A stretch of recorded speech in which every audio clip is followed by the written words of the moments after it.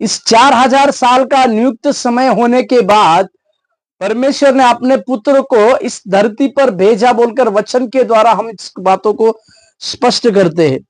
क्योंकि और और कुछ अन्य उदाहरणों के रूप में अगर हम परमेश्वर को अन्य उदाहरणों के समान रूप में कार्य करते हुए देखते हैं, कई एक बार हम अन्य कार्य को भी देखते हैं।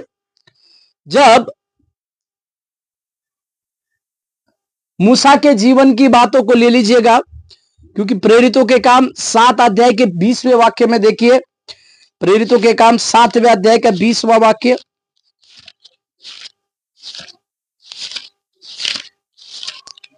प्रेरितों के काम 7वें अध्याय के 20वें वाक्य।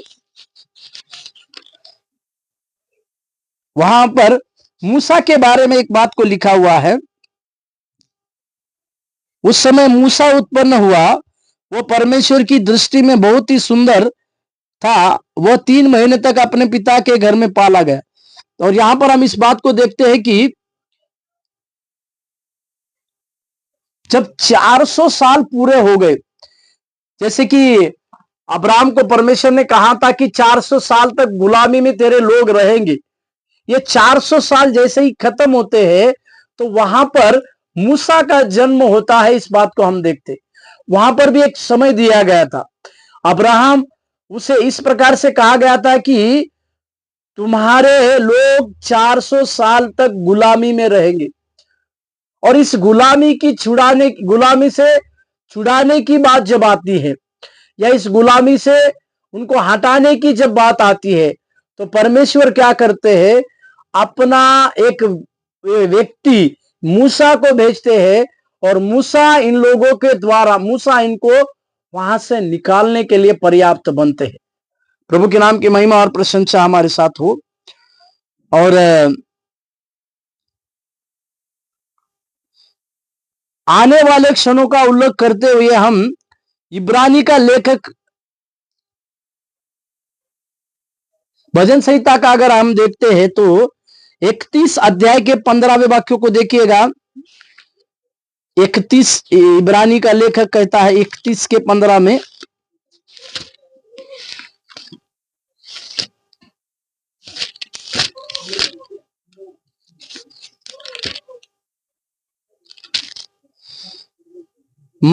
मेरे दिन तेरे हाथ में है, तू मुझे मेरे शत्रुओं और मेरे सताने वालों के हाथ से छुड़ा। यहां पर एक बात लिखा हुआ है, हमारे दिन उस परमेश्वर के हाथ में है, और वो परमेश्वर के हाथ में सारी बातें रहने के द्वारा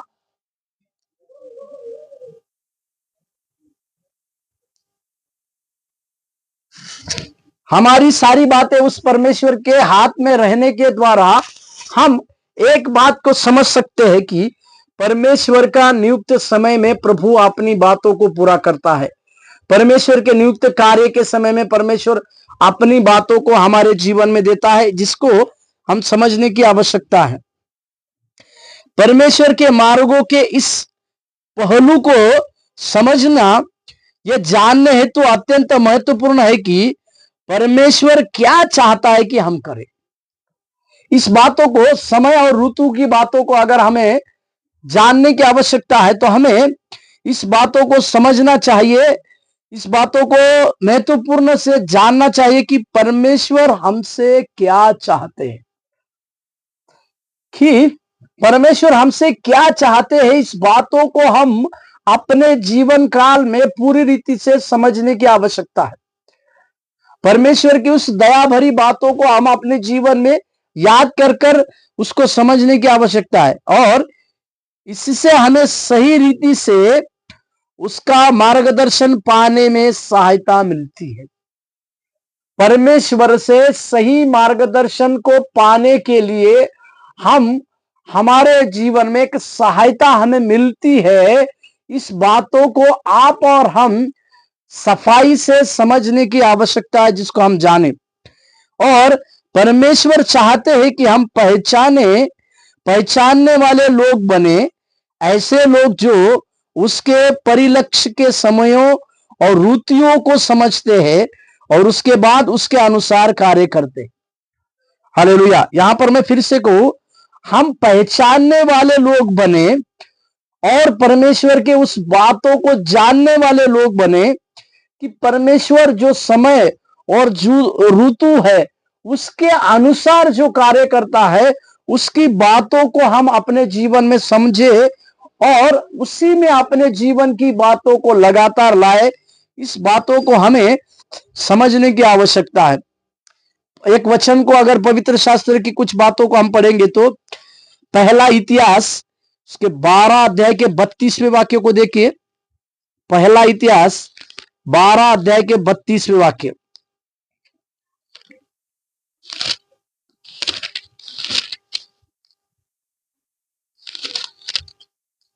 पहला इतिहास 12 अध्याय 32वें वाक्य में, मनश्शे के आधे गोत्र में से दाऊद को राजा बनाने के लिए 18,000 आए जिनके नाम बताए गए थे। यहां पर इस बात को हम पढ़ते हैं, इस बात को समझते हैं कि इस्साकार के पुत्रों के समान जब हम समय और ऋतुओं को समझेंगे तब हम जानेंगे कि हमें क्या करना है। अतः परमेश्वर से मार्गदर्शन पाते समय हमें उन समयों और ऋतुओं पर ध्यान देना है जिन्हें परमेश्वर ने हमारे लिए ठहराया था।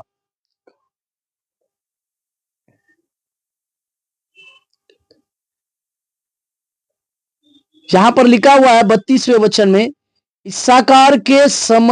इस्साकार में जो समय को पहचानते थे, मतलब इस्साकार के जो पुत्र थे वो समयों को पहचानते थे बोलकर लिखा हुआ है। उसी प्रकार से आप और हम उन समयों को और उस ऋतुओं को समझे, उसको पहचाने और अपने जीवन की बातों को आगे की ओर बढ़ते जाने के लिए कार्य करें। और एक वचन को सबोपदेशक उसके 6वें अध्याय, सबोपदेशक उसके 6वें अध्याय, वहां पर 8वें, माफ कीजिएगा, सबोपदेशक उसके 8वें अध्याय उसका 5वां वाक्य देखिए। सबोपदेशक 8वें अध्याय 5वां वाक्य, जो आज्ञा को मानता है वह जोखिम से बचेगा और बुद्धिमान का मन समय और न्याय का भेद जानता है। और 6वां भी वचन, क्योंकि हर एक विषय का समय और नियम होता है, यद्यपि मनुष्य का दुख कर उसके लिए बहुत भारी होता है। यहां पर भी ये 2 वचन जो है, हमें इस वचन की अगर हम विचार करें तो इसमें बुद्धिमान लोग कार्य करने के सही समय का जानते हैं। यहां पर बुद्धिमान लोग जो है परमेश्वर के सही कार्य करने के उस समय को जानते हैं और परमेश्वर के द्वारा उनकी सारी बातों को उसी के समय में पूरा करते हुए देखते हैं। और जब परमेश्वर का सही समय होता है तो उस सही समय में परमेश्वर के सही तरीके के द्वारा प्रभु इन सब लोगों के जीवन में काम करते हैं, जिसको हम समझने की आवश्यकता है। और कुछ बातों को इसी के उपरांत हम देखें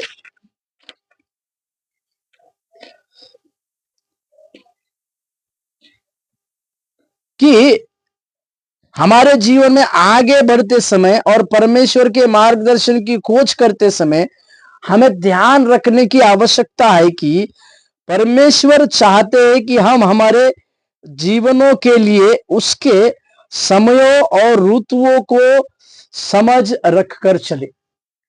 प्रभु की इच्छा है कि उसके बच्चे जो है उसके समयों को, ऋतुओं को समझकर आगे की ओर अपने जीवन को जिए, आगे की ओर अपना जीवन को जिए। ये परमेश्वर की इच्छा है, या परमेश्वर इस बातों को जानते हैं, इस बातों को समझने के लिए परमेश्वर हमें मदद करते हैं। और इसीलिए हमें परमेश्वर की ओर देखना है, केवल इसीलिए नहीं कि वह जो चाहते हैं वो करे, परंतु परमेश्वर की इच्छा हमारे जीवन में किस प्रकार से पूरी हो रही है, इस बातों को भी हम समझने की आवश्यकता है। और उस बातों को हम भी हमारे जीवन काल में, हमारी उस जीवन की बातों को जानने के लिए आगे की ओर बढ़ने की आवश्यकता है। और कई तरीके हैं जिनके द्वारा परमेश्वर हमें सही समय प्रकट करेगा। इसमें से कई एक तरीके हैं जब परमेश्वर हमें सही समय प्रकट करेंगे, उसमें वह हमें जिसकी पीछे की ओर हमने चर्चा किया। उदाहरण के लिए परमेश्वर का वचन, अंदरूनी गवाही, पवित्र आत्मा, अंदरूनी आवाज।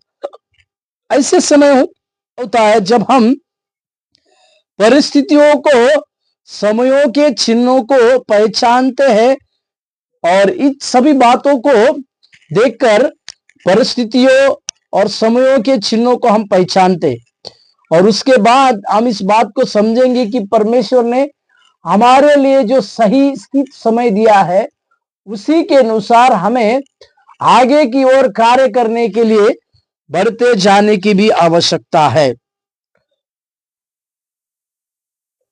आने वाले दिनों में यीशु मसीह अपने पिता के कदमों में सही समय पर किस प्रकार से चले, क्योंकि हमारे लिए एक उदाहरण के रूप में यीशु मसीह को हम लेते हैं। यीशु मसीह अपने समय के अनुसार, अपने पिता की दी हुई आज्ञा के अनुसार और उनके कदमों में सही समय में चलते गए, और किस किस सेवा में उन्होंने अपनी समय की बातों को लाया, इसके विषय में, या फिर कई एक प्रकार के आश्चर्य कर्म करते समय भी परमेश्वर ने इस बातों को समझा कि उनके उस दिए गए उस समय में ही परमेश्वर ने कई जगह पे आश्चर्य कर्म किए, और कई जगह पर परमेश्वर ने आश्चर्य कर्म किए नहीं। इस बातों को भी हमें समझे।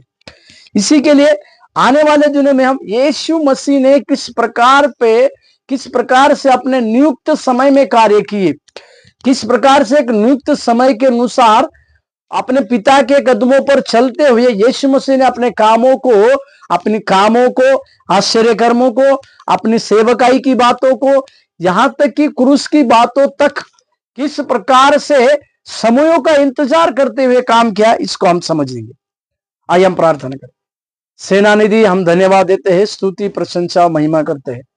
प्रभु आप भले हैं और भलाई के कार्य आप हमारे जीवन में करते हैं, इसके लिए धन्यवाद। इस श्रृंखला के द्वारा प्रभु आपके नाम की महिमा और प्रशंसा हमारे साथ होने पाए। सहायता कीजिए और मदद कीजिए। हमें भी प्रभु जी उस समय और ऋतुओं तक दी गई बातों को अपने हाथों में रखते हुए आगे बढ़ने के लिए सहायता और मदद कीजिए करके प्रार्थना करते। आपकी दया और अनुग्रह हमारे साथ।